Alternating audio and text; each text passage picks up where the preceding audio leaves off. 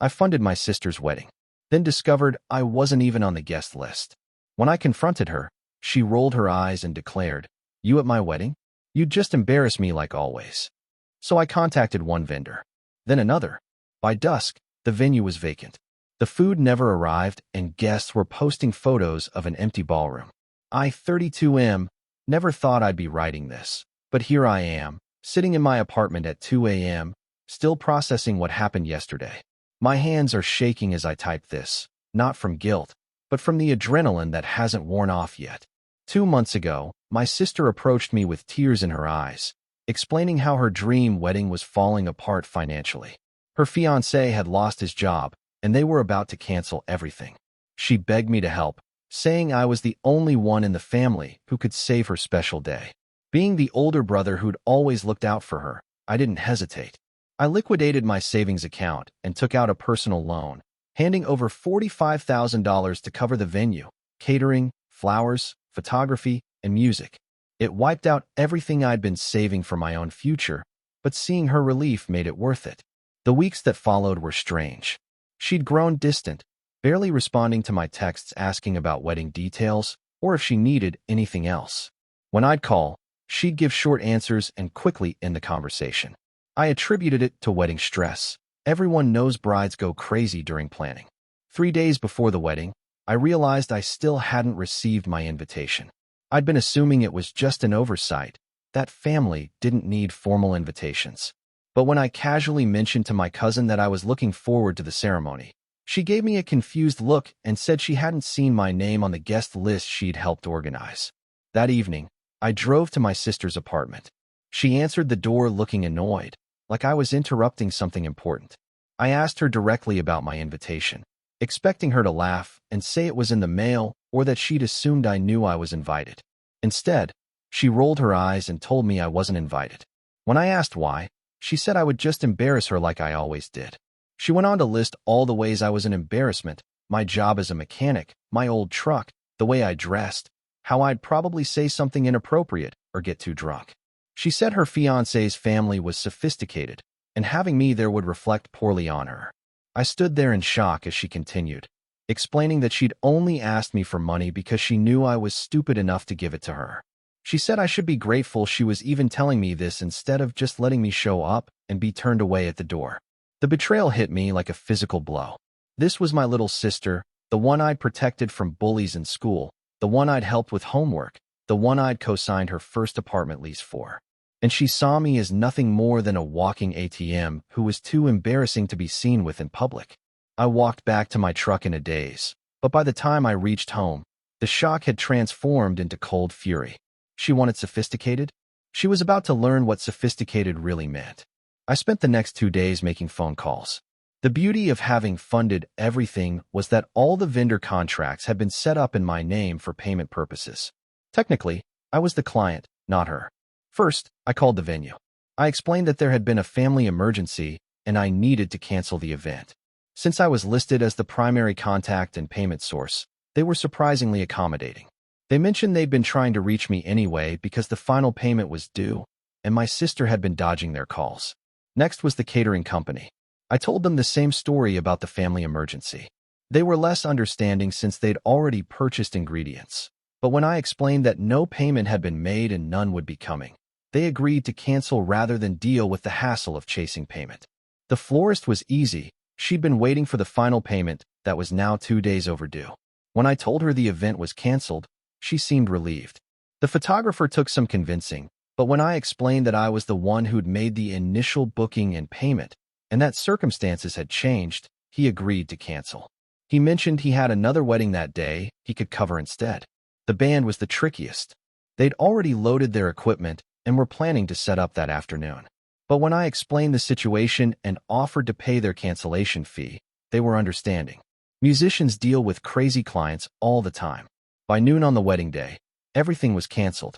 I turned off my phone and went to work, spending the day under the hood of a customer's car, trying to keep my hands busy and my mind occupied.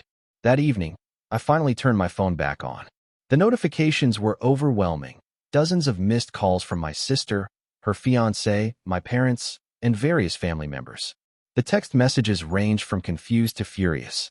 My sister had sent a progression of messages that told the whole story. At first, she was panicked, asking why the venue was saying the booking was canceled.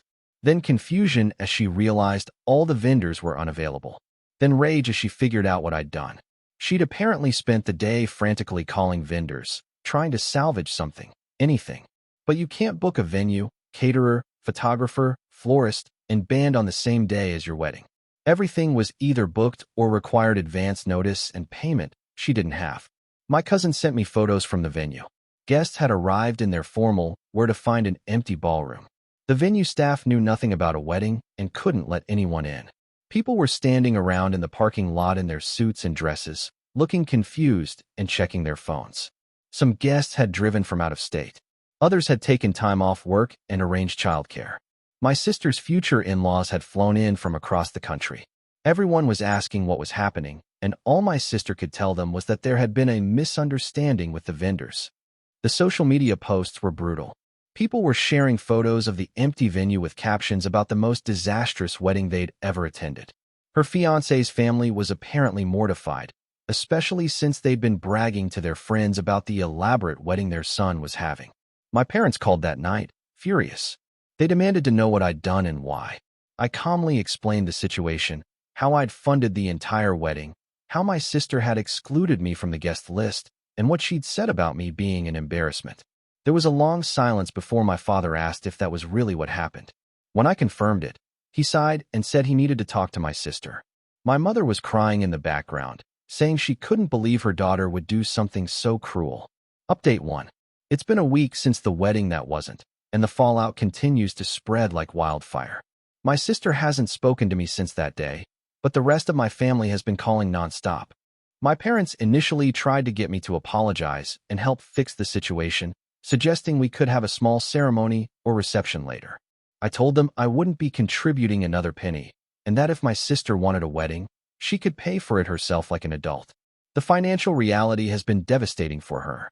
She'd quit her part-time job to focus on wedding planning, expecting to find work after the honeymoon. Her fiancé is still unemployed, and now they're facing the additional costs of trying to rebook everything they lost. The venue required a new deposit, the caterers wanted payment up front, and the photographers were booked solid for months. But the social embarrassment has been worse than the financial hit. Her fiancé's family is reportedly furious about being humiliated in front of their friends and extended family. His mother apparently made several cutting comments about the kind of family he was marrying into, and his father questioned whether they were financially stable enough for marriage. My sister's friends have been taking sides. Some are supporting her, saying I went too far and should have handled it differently. But others are questioning why she would exclude her own brother from her wedding, especially after he paid for everything. The story has spread through our social circles, and opinions are split. My cousin, who had helped with the guest list, admitted she'd always thought it was weird that I wasn't invited but didn't want to get involved in family drama. She said she'd heard my sister making jokes about me to her friends, calling me the family ATM, and saying I was too socially awkward for her sophisticated friends. The worst part for my sister seems to be that her carefully curated image has crumbled. She'd spent months posting about her dream wedding on social media, showing off vendors and decorations, building up this perfect event. Now her social media is either silent or filled with people asking what happened. Her fiancé has been surprisingly quiet through all of this. According to family gossip, he's questioning whether he really knows the woman he's planning to marry. Finding out that she deliberately excluded her brother while taking his money has apparently opened his eyes to a side of her he hadn't seen before. My parents are struggling with the situation. They're disappointed in both of us, in her for what she did, and in me for how I handled it. My father keeps saying there must have been a better way, but when I ask him what that would have been, he doesn't have an answer. I've been going to work every day, keeping my head down, trying to process everything. Some of my coworkers know what happened, and their reactions have been mixed. A few think I was justified, saying family can't treat you like garbage just because they're family. Others think I should have just sucked it up and let her have her day, dealing with the relationship issues later. The financial impact on me has been significant but manageable. I'm out $45,000, but I'd rather lose the money than my self-respect. I've picked up some weekend side work to help rebuild my savings, and I'm looking into debt consolidation for the loan I took out. Update 2. 3 weeks have passed. and the situation has evolved in ways I never expected. My sister finally reached out, but not with an apology. Instead, she sent a long text message blaming me for ruining her life and demanding I pay for a new wedding. She claimed that what I did was illegal, that I'd stolen her wedding and destroyed her reputation. She threatened to sue me for breach of contract and emotional damage. I forwarded the message to a lawyer friend who laughed and explained that since all contracts were in my name and I was the paying party, I had every right to cancel. Her fiancé broke up with her 2 days after that text. According to my cousin, who heard it from a mutual friend, he told my sister that he couldn't marry someone who would treat family the way she treated me. He said the whole situation showed him a side of her character that he couldn't live with. The breakup seems to have broken something in my sister. She moved back in with my parents and has barely left her room since. My mother calls me daily, begging me to visit and try to repair our relationship. She keeps saying that my sister has learned her lesson and that the family needs to heal. But I'm not ready for that conversation. Maybe I'll never be ready. Trust, once broken this completely, doesn't just get glued back together with apologies and time. My parents have been trying to understand both sides, but it's clear they're struggling with the reality of who their daughter really is. My father admitted to me last week that they'd always known she could be shallow and materialistic, but they'd hoped she'd grow out of it. He said they never imagined she'd be capable of such calculated cruelty toward family. The extended family has largely sided with me, which has surprised everyone.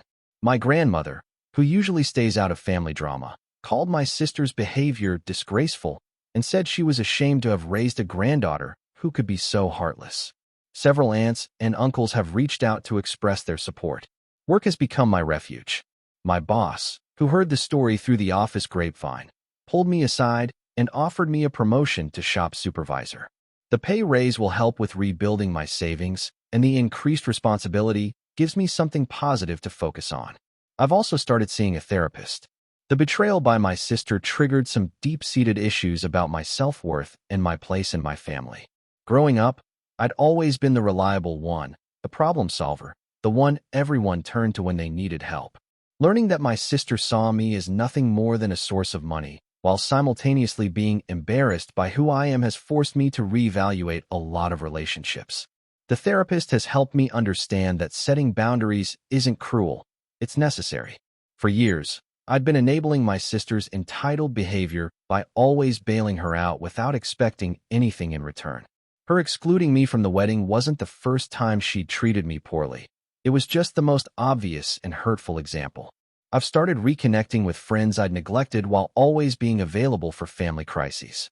It's been refreshing to spend time with people who appreciate me for who I am rather than what I can provide.